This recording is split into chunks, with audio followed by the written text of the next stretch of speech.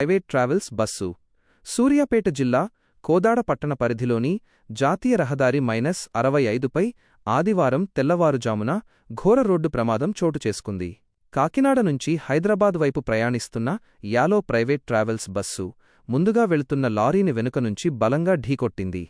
ఢీకొన్న ప్రభావంతో బస్సు ముందుభాగం పూర్తిగా ధ్వంసమై ప్రయాణికుల్లో భయాందోళనలు నెలకొన్నాయి. ప్రమాద సమయంలో బస్సులో మొత్తం 36 మంది ప్రయాణికులు ఉన్నట్లు సమాచారం. ఈ ఘటనలో 6 ప్రయాణికులకు తీవ్ర గాయాలయ్యాయి.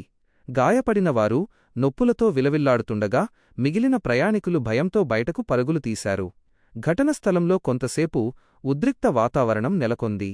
బస్సు డ్రైవర్ నిద్రమత్తులో వాహనం నడపడం వల్లే ఈ ప్రమాదం జరిగిందని ప్రయాణికులు ఆరోపించారు.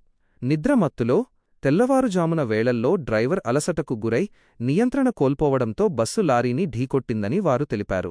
సమాచారం అందుకున్న కోదాడ టౌన్ సీఐ శివశంకర్ నాయక్ తన సిబ్బందితో వెంటనే ఘటనస్థలానికి చేరుకుని సహాయక చర్యలు చేపట్టారు.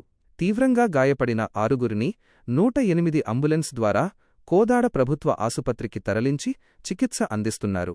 ప్రమాదంతో జాతీయ రహదారిపై కొంతసేపు ట్రాఫిక్ అంతరాయం ఏర్పడగా పోలీసులు ప్రమాదానికి గురైన వాహనాలను రహదారి పక్కకు తొలగించి ట్రాఫిక్ను పునరుద్ధరించారు. ఈ ఘటనపై కేసు నమోదు చేసిన పోలీసులు దర్యాప్తు చేపట్టారు.